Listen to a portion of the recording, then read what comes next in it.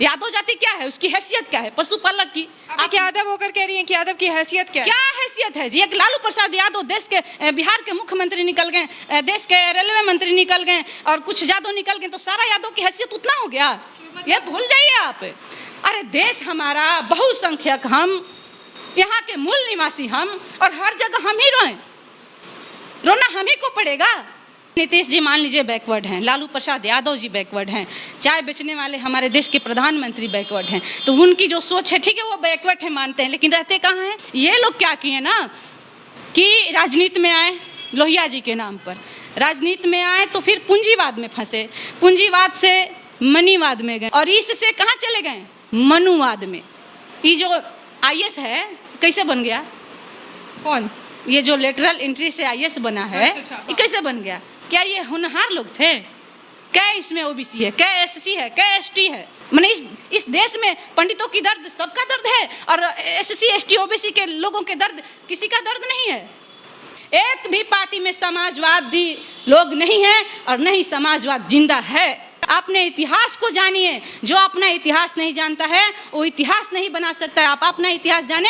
अरे ज्यादा नहीं आप जानते हैं तो अपने बाप दादा वाली इतिहास पर जाइए कि आपकी बाप दादा की स्थिति इन स्वर्णों के पास क्या थी, आप क्या थे, आपकी हैसियत क्या थी, और अभी क्या है? अभी भी कोई हैसियत नहीं है।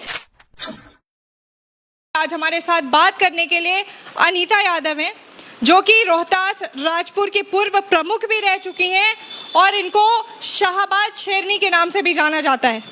मैडम, आपका बहुत स्वागत है हमारे चैनल पे। बहुत बहुत धन्यवाद आपको। राम मनोहर लोहिया के जो सिद्धांत थे वो अभी भी जिंदा है या वो विलुप्त होते नजर आ रहे हैं? बहुत अच्छा आपने सवाल की, और इस सवाल से हम बहुत खुश हैं, चूंकि देखिए राम मनोहर लोहिया जी बहुत अच्छे समाजवादी थे। और आप पूछ रहे हैं कि समाजवाद अभी जिंदा है या मर चुका है? बिल्कुल समाजवाद नहीं है। और ये जो तथाकथित समाजवादी बने नेताओं जो फिर रहे हैं, ये तथाकथित समाजवादी हैं। अगर ये वास्तविक समाजवादी होते, अगर ये वास्तविक लोहियावादी होते, अगर ये वास्तविक अंबेडकरवादी होते, ये वास्तविक पेरियार और फुलेवादी होते, तो इन लोगों का जो सिद्धांत होता वो लोहिया जैसा होता। वो गरीबों के प्रति सोच होता, वो उनके प्रति, पूंजीवादों के प्रति नहीं होता। आज के डेट में जितने भी हमारे शासन पर, सत्ता पर काबिज लोग हैं, अपने आप को जानती हैं क्या बोलते हैं? हम लोहिया जी के शिष्य थे। अरे उनकी थोड़ी भी तो आप में होना चाहिए, लेकिन थोड़ा भी नहीं है। ये लोग क्या किए ना कि राजनीति में आए, लोहिया जी के नाम पर राजनीति में आए, तो फिर पूंजीवाद में फंसे, पूंजीवाद से मनीवाद में गए, और पूंजीवाद मनीवाद एक ही है, और इससे कहाँ चले गए? मनुवाद में। तो ये जो लोग हैं, जैसे एक कहावत है, फॉरवर्ड अच्छा है लेकिन फ्रॉड लोग अच्छे नहीं है। बात मेरी समझ रही है? फॉरवर्ड लोग अच्छे हैं, चूंकि देखिए मान लीजिए आप फॉरवर्ड हैं, बैकवर्ड हैं, तो आपको मुझे पता है कि आप फॉरवर्ड हैं, तो किस तरीका से आपके साथ हमको रहना है ये मुझे मालूम है। लेकिन आप बैकवर्ड हैं और फ्रॉड हैं। बैकवर्ड होकर भी बैकवर्डों के प्रति, बहुजनों के प्रति, बहुसंख्यकों के प्रति आपका सोच जो है, आपकी चिंतन जो है थोड़ा भी नहीं है, तो आपसे ज़्यादा सावधानी रहने की जरूरत है। और आज के डेट में जो बहुजन समाज के नाम पर, जो बहुसंख्यकों के नाम पर, जो समाजवाद के नाम पर लोगों को ठगने का काम कर रहे हैं, जो सत्ता पर आसीन लोग हैं, वे लोग फ्रॉड हैं। फ्रॉड, और चैलेंज के साथ करें कि वो लोग फ्रॉड हैं। आपने बहुत बड़ी बात कही है कि जो लोग मान लीजिए समाजवाद है या जो बैकवर्ड है, आपने जाति विशेष की भी बात की है, वो खुद उस समाज से होकर भी और समाज के लोगों के खिलाफ हैं। क्या लगता है इन माइंडसेट को बदलने का काम मतलब कहाँ से शुरू हुआ, या फिर इसके पीछे सबसे बड़ा हाथ किसका है? देखिए माइंडसेट बदलने का जो कारण है वो धरातल पे जो गरीब लोगों की मजबूरियां है वो है। क्या है वो मजबूरियां? अरे मजबूरियां ये है ना कि जैसे नीतीश जी मान लीजिए बैकवर्ड हैं, लालू प्रसाद यादव जी बैकवर्ड हैं, चाय बेचने वाले हमारे देश के प्रधानमंत्री बैकवर्ड हैं, तो उनकी जो सोच है, ठीक है वो बैकवर्ड है मानते हैं, लेकिन रहते कहाँ हैं? एसी में। घूमते कहाँ हैं? एसी में। भाषण कहाँ दे के आते हैं? एसी में। लेकिन जो आज भी जिसके घर में छत नहीं है, आज भी जो दूसरे के खेतों में खेती करके खाते हैं, वो लोग कहाँ जाएंगे? कहते हैं, 1 मिनट में और आपको बता देती हूँ, इसी बात पर हमको एक दिमाग में बात आ गया। कह रही है कि कहाँ से माइंड सेट हुआ बैकवर्ड फॉरवर्ड। अरे बहन, देख लो, ये जो सवर्णों की जो 10% आरक्षण मिला है, 8 बीघा खेत वाले लोग गरीब हैं, और मैं पशुपालक हूँ, मैं पशुपालक हूँ। अनीता यादव पशुपालक। अनीता यादव जाति क्या है, उसकी हैसियत क्या है पशुपालक की? आप यादव होकर कह रही हैं कि यादव की हैसियत क्या है? क्या हैसियत है जी? एक लालू प्रसाद यादव देश के बिहार के मुख्यमंत्री निकल गए, देश के रेलवे मंत्री निकल गए, और कुछ यादव निकल गए, तो सारा यादव की हैसियत उतना हो गया? ये भूल जाइए आप, सारा यादव की हैसियत उतना नहीं है। हमारी हैसियत पशुपालक की है। लड़ाई लड़े कहाँ? समय बदल गया है मैडम। अरे मैडम, समय बदला है, मानसिक गुलामी नहीं। अभी भी हमारे लोग गुलाम हैं। अब कहाँ हैं? गुलाम हैं हमारे लोग। मतलब मानसिक। मैं आपसे एक ही बात कह रही हूँ कि 10 बीघा वाले स्वर्ण लोग गरीब हैं। मंजूरी आपको भी पता होगा, सभी बैकवर्ड SC ST के सभी नेताओं ने दे दिया। भाई मान लो इनका 10 बीघा है स्वर्ण का खेत, तो ये गरीब है, चुल्लू भर पानी में डूब करके मर जाना चाहिए SC ST और OBC के नेताओं को, कि OBC SC ST समाज में 1 बीघा वाले लोगों को जल्दी भर पेट भोजन खाने के लिए नहीं मिलता है मैडम। तो क्यों नहीं माइंड सेट होगा? हम चिंतन करते हैं बहुजन समाज के बारे में, हम उसका भुक्तभोगी हैं। हम नहीं चिंतन करेंगे तो एसी में बैठने वाले बैकवर्ड लोग करेंगे, एसी में बैठने वाले पशुपालक लोग करेंगे। उनका तो सोच और उनकी जो हैसियत है एसी में रहने का हो गया। क्या बात करती हैं? कुछ लोग जो होते हैं वो आवाज बनना भी चाहते हैं, लेकिन उनकी आवाज को बेआवाज कर दिया जाता है। कौन होगा, कौन जो है वो बाबा साहेब भीमराव अंबेडकर की जगह लेगा? क्या लगता है आपको कि कोई ले भी पाएगा या नहीं ले पाएगा? डॉक्टर साहब भीमराव अंबेडकर की जगह कोई नहीं ले पाएगा। वो अपने आप में थे और वो बहुसंख्यक के देवता हैं। अगर नहीं जगह ले पाएगा मैडम, तो फिर से तो जो अत्याचार, जगह कोई नहीं ले पाएगा। वो थे ही अवतारी पुरुष, उनका जगह कोई नहीं ले पाएगा। लेकिन फिर भी उनकी जो लिखा हुआ पुस्तक है, जो उनका बनाया हुआ मार्ग है, जो लोहिया जी का बनाया हुआ मार्ग है, मेरा इस मार्ग पर चलने वाले लोग हैं, जो शहीद आजम वीर भगत सिंह जी का बनाया हुआ मार्ग है क्रांतिकारी का, ऐसे वीर हैं। देखिए मैं बता देना चाहती हूँ, एक दशक है जिसमें बहुत सारे नेता पैदा होते हैं। बात करते हैं किसका? पिछड़ों का, दलितों का, अल्पसंख्यकों का। और काम किसका करते हैं? स्वर्णों का।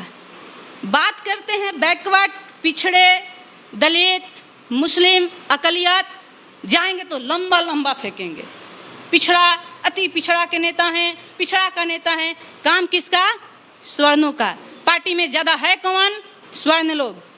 पार्टी किसकी है? नाम का बैकवर्डों की, काम के सवर्णों की। मतलब एक भी पार्टी, आपका पहला क्वेश्चन था कि समाजवाद है कि नहीं, एक भी पार्टी में समाजवादी लोग नहीं है और नहीं समाजवाद जिंदा है।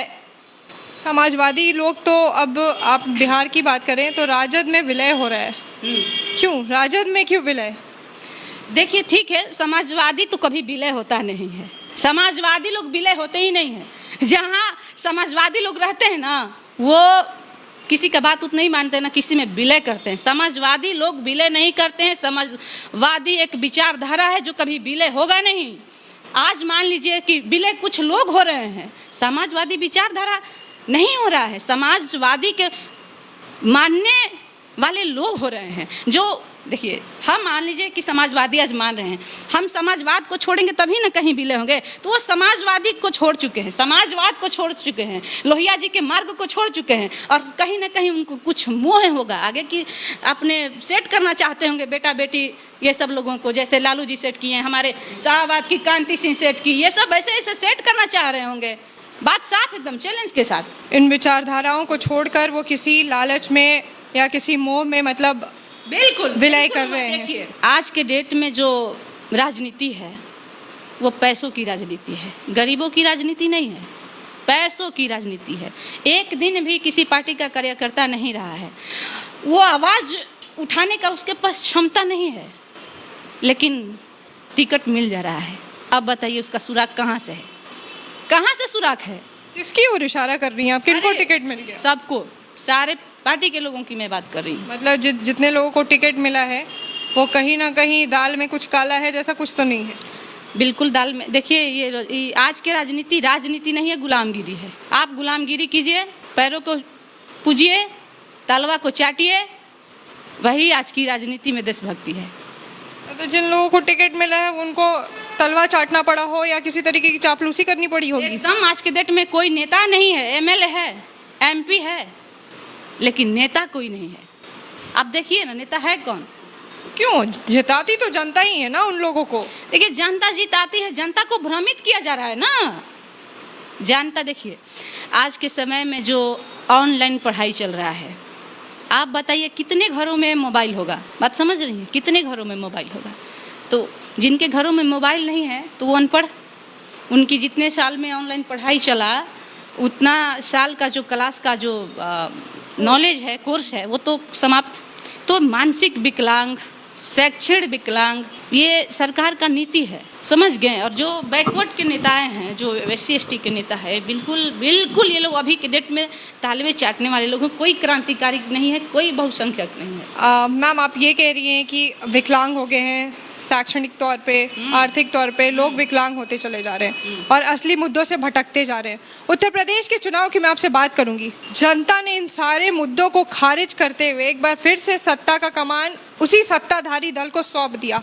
क्या कहेंगी? मायावती जी का एक भी सीट नहीं आया इस बार। क्यों? अगर वो असल मुद्दों पे वो बात कर रही थी या जो भी विपक्षी पार्टी थे असल मुद्दों पर बात कर रहे थे, तो जनता ने फिर खारिज क्यों किया? देखिए, जिस तरह से लोगों में क्या कहिएगा, इसमें तो समझ में नहीं आता है। हम वही तो कह रहे हैं कि बिल्कुल हमारे जो जनता है उसको इतना उसके दिमाग में, जैसे मान लीजिए कश्मीरी फाइल आया है, उदाहरण तौर पे कश्मीरी फाइल जो आया है तो सच्चाई नहीं दिखाया जा रहा है। सच्चाई दिखाया जा रहा है, यहाँ हमला होगा, आप भी हैं, हम भी हैं, मान लीजिए यहाँ बहुत सारे लोग हैं, तो हमला होगा तो सिर्फ आप पर होगा, तो आप ही नहीं न मरेंगी। वहाँ जितनी आबादी है सभी लोगों पर हमला होगा। तो सिर्फ कश्मीरी पंडितों को दिखाया जा रहा है। तो ये एक माइंड सेट किया जा रहा है। बहुजन समाज विवेक से, बुद्धि से कभी आगे ना जाए, ये सोच है ये उन लोगों की। और ये 2024 की तैयारी है, 2024 की भी तैयारी है इसके साथ साथ। ये 2024 लोकसभा चुनाव की तैयारी है, द कश्मीर फाइल। जी बिल्कुल। और नहीं तो बताइए कि दलित, वो तो कश्मीर है ना, चलिए हमारे क्षेत्र में दलित का दिया हुआ कोई पानी नहीं पीता है, उसके घर में कोई आज भी ऐसा होता है। अरे छोड़िए ना, यूपी के चुनाव की बात की है ना, रवि किशन जी दलित के घर खाना खाया था ना, वीडियो वायरल हुआ था ना कि बड़ी महक रहा था, हुआ था ना वायरल, अरे उसके घर गए, बड़ी महक रहा था एकदमिया। क्या रहा होगा बता दिए तो इसमें गलत क्या है? क्यों महक रहा था? खाते वक्त नहीं महक रहा था, राजनीति करते वक्त नहीं महक रहा था। खा के घर से निकले तो महक गया, इसका मतलब खाना उसके घर का नहीं था। आपके माइंड सेट था, आप कहीं से खाना मंगवा कर खा रहे थे। इसका मतलब आप उस दलित के बहन कहिए, बेटी कहिए, पत्नी कहिए, उस दलित के हाथों से बनाए हुए खाना आप नहीं खा रहे थे, सिर्फ दिखावा कर रहे थे।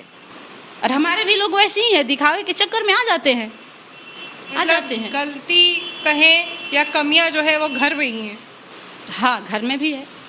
इसी को सुधारने के लिए जन जागरण जरूरी है। और आपके चैनल के माध्यम से मैं सभी बहुसंख्यक लोगों से, SC ST माइनॉरिटीज, OBC के समाज के 18 से 25 वर्ष के लड़कों से मैं कहना चाहती हूँ कि आप सब उस विवेक अग्निहोत्री के फिल्म न देख करके अपने इतिहास को जानिए। जो अपना इतिहास नहीं जानता है वो इतिहास नहीं बना सकता है। आप अपना इतिहास जाने, अरे ज़्यादा नहीं आप जानते हैं तो अपने बाप दादा वाली इतिहास पर जाइए कि आपकी बाप दादा की स्थिति इन स्वर्णों के पास क्या थी, आप क्या थे, आपकी हैसियत क्या थी और अभी क्या है। अभी भी कोई हैसियत नहीं है, कोई हमारा समाज आगे नहीं है। देखिए, किसी भी क्षेत्र में बात कर रही है लोग, फिल्म जानते हैं, हम आपको बोले ना भटकाव के लिए, ये जो IAS है कैसे बन गया? कौन? ये जो लेटरल एंट्री से IAS बना है, ये कैसे बन गया? क्या ये होनहार लोग थे? क्या इसमें OBC है, क्या SC है, क्या ST है? आप पढ़िए, लिखिए, विद्वान बनिए, अपने हक और हकूक के बारे में जानिए। आपको पंडित का मोह है लेकिन हसरत की बेटी को मोह नहीं है। मैंने इस देश में पंडितों की दर्द सबका दर्द है और SC ST OBC के लोगों के दर्द किसी का दर्द नहीं है। अरे देश हमारा, बहुसंख्यक हम, यहाँ के मूल निवासी हम, और हर जगह हम ही रोएं, रोना हम ही को पड़ेगा। तो ये कमियां कहीं ना कहीं हमारे ही लोगों में है। वही मैं आपसे पूछ रही हूँ, आप इतना आक्रोश दिखा रही हैं अपने ही लोग के लिए। इसलिए दिखा रहे हैं कि आखिर हम आक्रोश क्यों नहीं? हमारे 18 से 25 वर्ष के लोगों में क्रांतिकारी भावना और देश के प्रति, अपने समाज के प्रति, अपने लोगों के प्रति नहीं आएगा तो देश जागरूक होगा कैसे? ये आप बताइए। तो कैसे, क्या आप लोग का कदम क्या होगा? लोगों में आप जन जागरण सभा करवाएंगी? जी। आप कह रही हैं बहुत सारी जन जागरण सभाएं हुई हैं पहले भी, लेकिन बदलाव हो नहीं पा रहा है। होगा, होगा, होगा, बिल्कुल होगा बदलाव। हमारे ही जैसे कुछ लोग निकलेंगे, ये संघर्ष का जो दौर है। संघर्ष करेंगे, सवाल करेंगे। मान लीजिए मुझे पता है कि ये चीज़ गलत है, आपको पता नहीं है कि ये चीज़ गलत है, आपको थोड़ा सा गलत तरीका से उस चीज़ को बता दिया गया, तो हम आपको बताएंगे ना कि ये बात नहीं, ये बात है। तो जगाना तो पड़ेगा, जो जगह हैं वो जगाएंगे, जगाना तो पड़ेगा अपने समाज को। आज हम राज कर लेंगे, कल अपने पीढ़ी के लिए नहीं लड़ेंगे तो फिर हमारी आने वाली पीढ़ी कहाँ जाएगी? वही जाएंगी जहाँ हमारे बाप दादा परदादा थे, वहाँ ना हमारी पीढ़ी जाने की स्थिति में है आज के डेट में। आप देखिए है कि नहीं है। आज हमको अंबेडकर ने, फूले ने, लोहिया जी ने, जो हमारे पुरखों ने हमें आज़ादी दी, ये बोलने का जो स्वतंत्रता दी, हम आज गुलामगिरी और स्वर्णों की जो चटुकारिता करेंगे तो हमारी आने वाली पीढ़ी गुलाम हो जाएगी, बिल्कुल गुलाम हो जाएगी। तो इस गुलामगिरी से मुक्त होने के लिए मैं सभी बहुसंख्यक नौजवानों से आह्वान करती हूँ कि आप लोग समझें, पढ़ें, लिखें और अपनी कहानी, अपनी इतिहास को जानिए और अपनी इतिहास को बनाइए। धन्यवाद। ये थी हमारे साथ अनीता यादव, और ये उन पिछड़े तबके के लोगों से, अगर SC, ST, माइनॉरिटी, OBC की बात करें तो उनसे इनका ये सीधा सा अपील कर रही हैं कि जो भी लोग सोए हुए हैं उनको अब जागने की ज़रूरत है, नहीं तो ये जो स्वर्ण तबके वाले लोग हैं इनको एक बार फिर से उनकी गुलामी करनी पड़ेगी। आपको ये वीडियो कैसा लगा हमें अपनी प्रतिक्रिया कमेंट बॉक्स में ज़रूर दें। अगर फेसबुक पे देख रहे हैं तो पेज को लाइक करें, यूट्यूब पे देख रहे हैं तो चैनल को सब्सक्राइब करें। धन्यवाद।